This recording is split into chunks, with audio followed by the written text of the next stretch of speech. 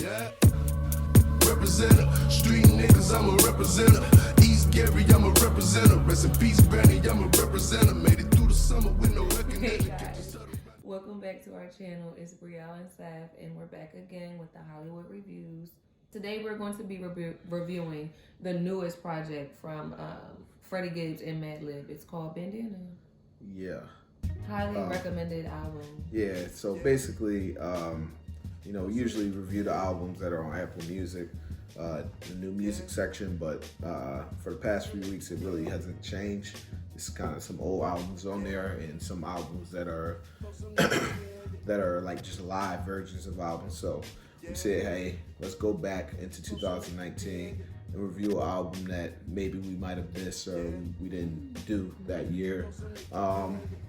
After putting out my top 10 albums of the year last year, a lot of people were telling me that I missed out on Bandana, missed out on this album, and because when they asked me why I didn't have it in my top 10, I had to be honest and I said I didn't hear it. So went back and listened to it, and we're ready to give a review today. Well, how do you feel? Do you feel like it should have been on your top 10? You don't know by the end of this review. Okay. You gotta leave something for the imagination. So Freddie Gibbs, he used to be with CTE, with Young Jeezy, like group or whatever, and I guess they had like a falling out because he does actually diss Jeezy on this album. So, and I've heard he's dissed them on a few other songs, so they don't like each other anymore. So, don't really know what happened with that, but usually when somebody gets dropped or somebody... Type of money involved. Yeah, of course. So, hey, we're not going to go too deep into that, but we're just going to go straight into this album now. Let me tell you, we're going to be reviewing this album on 5 different criteria. Like always, it's going to be the lyrics, the production, the vocals, the rhythm and flow, and the replay value. So you can start it off. For the lyrics, I gave it a 9. Why did I give it a 9? Just kidding. Just kidding. Yeah, you out of pocket. Just kidding. I feel like the lyrics were the best part of the project because you knew what they were talking about. Yeah. I felt like besides Griselda, these two would be like my second. Like that's as far as they were able to like, or Cameron too. Because I feel like they were able to tell. Well, Madlib is he just produces, so he doesn't rap. That's why I was like, I just only heard one voice, yes. And I'm like, who the fuck is this? Because didn't he work with Kanye West? For Madlib, probably. He did. He just does the beats. That's it. He did. So something happened with him with Kanye West. His thing is gonna be next category. Oh, well, my bad. Well, there we go. Freddie Gibbs, your lyrics were on point. I feel like it was very easy to understand what he was saying. I didn't feel like he was all over the place. I feel like once he started talking about something, that's what he talked about. And then when he moved to the next subject, it wasn't like, oh, well, how did we even get here? Like it was, right. It all went together. I wasn't lost at all. I just felt like he was able to clearly paint a picture and he was detailed, and that's what I look for as far as lyrics. Like, do I know what you're talking about? Can I relate to what you're talking about? I don't always go by that. Yeah. Obviously, I can't always relate to what you're talking about, but I feel like what he was talking about. Descriptive? Right, exactly. I feel like that's more important, and I feel like he did that well. Do you believe what he's saying? I can't say that I believe what he's saying because I don't listen to him enough to, you know what I mean? Like I'm not a fan of it, so I wouldn't be able to know. Like, right. But the way that he raps with confidence, and it seems like it's seamless. Like it doesn't seem like it take him 25 takes in the studio to do so. I feel like, I guess it's credible for the most part. Right. I guess. Like I said, I don't follow him, so I don't know. All right. For lyrics, I decided on a 9. It was really close. I'm gonna be honest. It was really close. Like I was really close to giving it a 10. So why didn't nobody tell me that Madlib was rapping? Because it took me forever to say. I was like, I don't know who is rapping and who is who, and it was the same person the whole time. All right. Yeah. I'm sorry. So I just can't believe. I mean, I gave it a 9. I feel like he had a lot of content on here. A lot of songs talking about different stuff, telling stories in some of the songs. Some songs about women, some songs about niggas that did him dirty, or niggas he did dirty, or like just him being arrested. Just a lot of different content in the songs, and then with the lyrics, he described a lot of it. He's very descriptive in it. I like the first quotable I wanted to put up was in Black Tummy Tea. I heard that song a while ago. Yeah, me too. But like he said, niggas don't own no land or fine art, but they got all the retros, talking about J's. And I felt like that was just a good bar, cause like that whole like that last verse he was going in like just kind of like just like more like black empowerment shit, or just either you know, like he said, like we got slave movies every year to remind us that basically that we still slaves and shit. Like, and he said fuck Spike Lee. I know that's your guy, but he said fuck Spike. I didn't want to say, you know, that's my guy. That's your guy. You be watching all this shit. He said fuck like, Spike. He mostly showed. He said he mostly showed Malcolm on coke and White Horse. So he ain't like that. So. But that's all right. Did he read the book? All right, let me be quiet.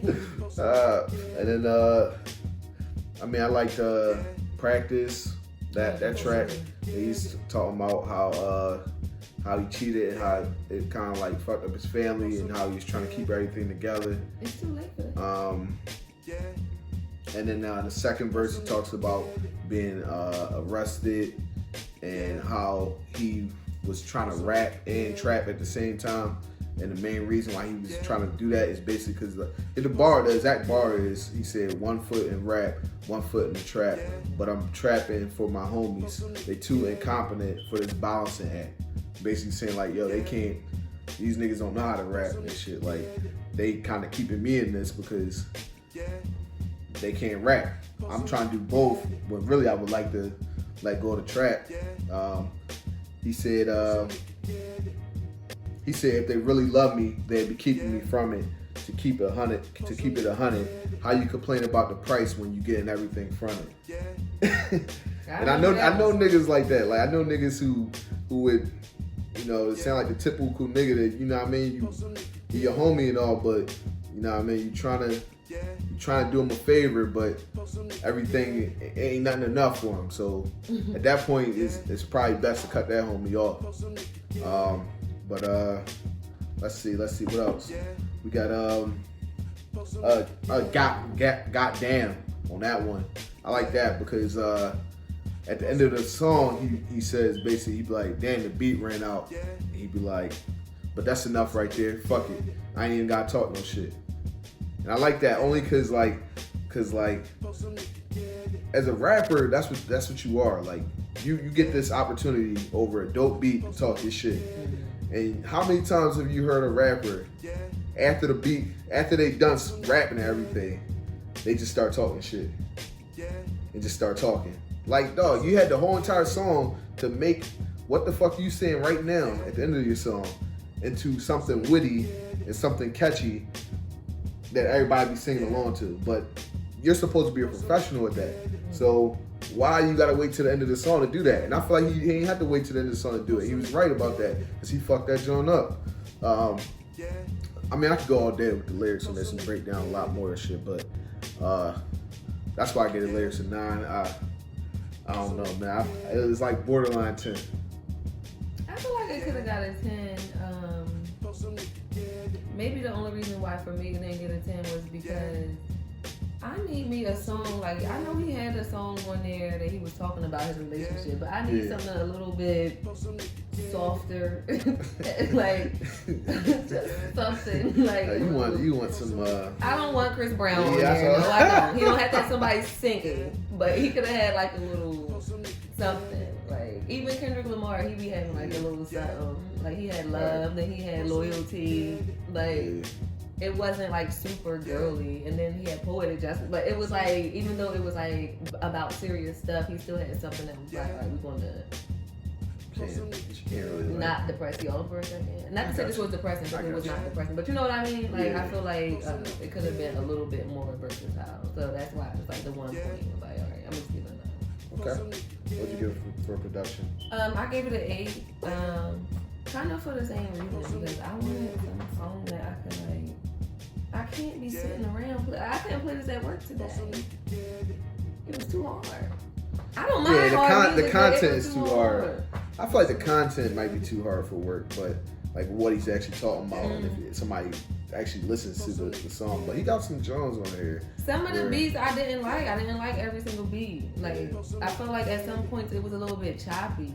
Like, it seemed like it tried to get transitional, but to me it didn't blend. Like, it was just a little choppy. So I was like, Like, I started off like, oh, okay, and then try to do like something, and I was like, maybe it just wasn't for me on the particular 2 songs. I can't remember the name, but on the particular 2 songs that it was, because it was only 2. Maybe it just wasn't for me, because it just seemed like it was like I couldn't get back on. Right. You know what I mean? Yeah, I couldn't get back to where I started at, so I gave it for production, I gave it a 10. Everything litty, I love when it's hot. We're not doing shots today, so don't even fucking think about it. I don't have no 10. Cause it is a Monday night and we gotta work tomorrow. It's already kind of late. Don't try to say I'm a fuck. You the one who said we're not doing shots. I only said that because I can do shots. I didn't know how many 10s you had. But if you only have 1, I mean, you will only be the one that have to take one, so that's fine with me. So, yo, that's corny, yo. That's fucking corny. I do the shots. Oh no, see now you. Right. No, my stomach hurt. Yeah, I do the shot later, man. Yeah, I gave the production a 10. I feel like it was a nice mix of beats as far as like, even though, I mean, you can't get too freaking. If your content is what his content is, you can't get too like R&B-ish. But I feel like he had some soulful beats on there. I feel like Cataracts had a nice little soulful blend in it. Practice had some soulful parts to it, and maybe some hits of like a little bit of like old school like soul music. I think it's Crime Pays where he has that sample on there with "She Come Look at the Sky." I think that John.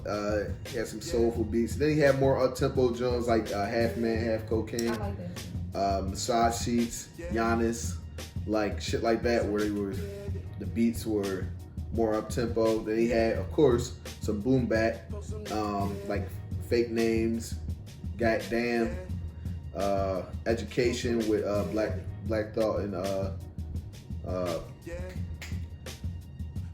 your guy, Most Def. I feel like it was a nice range of beats, and I feel like he killed all the beats. It's a lot of samples on there, but I feel like they were very nicely done. And I don't know if like he used to work with Kanye, like how you said, but I could definitely see a little bit of influence there. Either I don't know if he influenced Kanye, because you never know with Kanye. I think he was working with Kanye and they had a falling out. Yeah, I know, but I'm saying like I don't know who influenced who. But because with Kanye, you never know. It'll be a nigga that was behind the scenes that you never knew about. Right. And like Ron Fest wrote Jesus Walks, but like, yeah, I gave it a 10 for production. Let's move on to vocals. What'd you give for vocals? I gave vocals an 8, simply because it wasn't really like any singing, which I don't mind. Like, he a rapper, so go ahead and rap. Like, that don't mean you got to be singing just because everybody else is singing. Absolutely not. His voice sounds good as a rapper. You can hear what he's saying. It's clear. That's fine with me. I gave him an 8. I feel like the features he had, Anderson .Paak, he could sing. So I was like, okay, that's fine. So I gave it an 8. Yeah, I gave the vocals an 8 too. I feel like he was clearing most of his raps and shit. He does have like sometimes like it's like he's trying to fit too many words in one sentence, and it's kind of hard to understand what the fuck he's saying. But that's maybe why Gary Indiana. Okay, because I'm like it's like a little bit country. Like, not country, you know what I mean? Yeah, I like get a southern. Yeah, I get that sometimes where it seems like he's trying to fit too many words in a sentence. But I thought what it overall was mostly clear. I could understand what he was saying. And again, he didn't try to sing. So I mean, I usually, if you're a rapper and you try to sing, I'm gonna dock you some points if it don't sound good. Now I gotta grade you as a singer too, like so. But he didn't try to sing, so I give him a solid score of 8 for the vocals. What'd you give it for rhythm and flow? I gave it a 9. Okay. For rhythm and flow. Nice. I only didn't give it a 10 just because those 2 songs, like I was saying about the beat, that kind of threw me off a little bit. So that's the only reason why I didn't give it a 10. Yeah. Rhythm and flow, I gave it a 10. Everything litty, I love when it's hot. Yo, we not doing shots today, yo. Rhythm and flow, I gave it a 10. And the reason for that mainly is because, I mean, I feel like even though he does do that thing where he like tries to fit too many words in, I feel like most of the times he's right on point with it. Especially in like, might be doing the same thing a little bit too. Yeah, especially with like the song Situations. Like his flow on that joint is like, I don't know, man. It's just crazy. Like the way you flow on that joint, the beat is just crazy. But I feel like overall he did a good job with that. And I feel like he has a very unique flow. It's not like, I can't really think of nobody else that he really sounds like. As far as his voice, he kind of like got like a deep voice like Ja Rule kind of, but he don't sound anything like what Ja Rule. Don't sound gimmicky. Yeah, like he don't sound anything like Ja Rule, but his voice is like kind of deep and kind of raspy like Ja Rule's.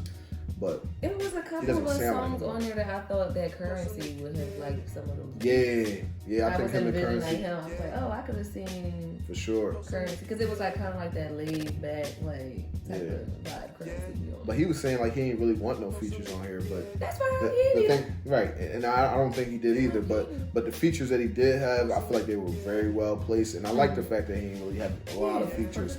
I like to hear what artists want to fucking talk about. When you got a feature on every track, I'm starting to think you ain't really got shit to talk about.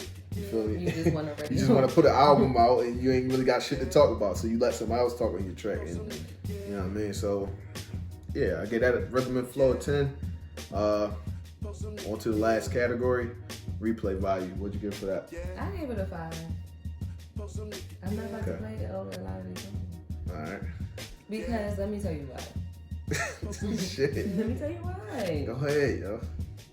First of all, if I do play it, because I will play it, but when I play it, I have to play it from the beginning to the end. I have to. I feel like I have to. I feel like I have to. But unless I'm no, because it does flow pretty well though. That's what I'm saying. I feel like it's best when you do it from the beginning to the end. But the songs that I would play, I like the song with Anderson .Paak. I like the song with Pusha T. Most Def. Y'all know what about Most Def.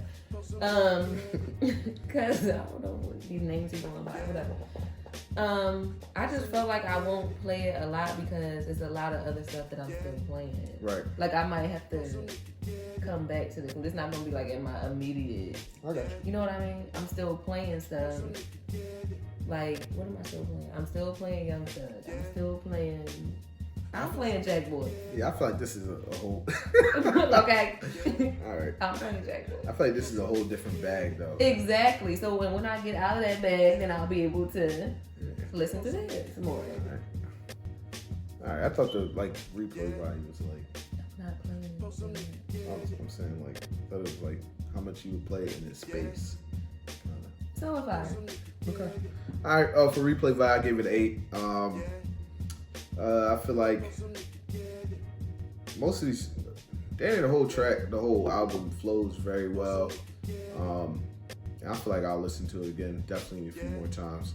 A lot of the songs, again, I got a lot of like favorite songs on here that I really like Crime Pays, Situations, Practice, Gat Damn. fake names. So I like a lot of tracks on here. I feel like, of course, the one with Pusha T and Killer Mike, Old Black Thought, and Most Def. I like that one too. And I forget what the last song. Black Thought. I don't know why people let him on their songs. He just be going in. He be going. They all went in on that joint though. They all went on that joint. I've already heard that one though. Yeah, Black Thought gonna go in. So yeah, I gave it an 8. So we're gonna go ahead and tally up these scores and be right back with the final. All right, we are back and we got the final score for you. Final score for Freddie Gibbs and Madlib. Oh, they make Mad Gibbs together. Mad Gibbs. It's gonna be a 8.4. That's good. Yeah. How did y'all feel about this album? Did you like it? Did you hate it? Give us your final scores in the comment section below. If you like this video, make sure you hit that like button. Like it. If you dislike this video, make sure you hit that dislike button. But why would you do that? That's fine. I Any guess. feedback is good feedback. Anytime that you click on anything on our channel, it's fine. Just make sure you hit that subscribe button. Fuck the bullshit. No love lost. Everything is love. And we'll see y'all. We see y'all again. See y'all next week. Peace.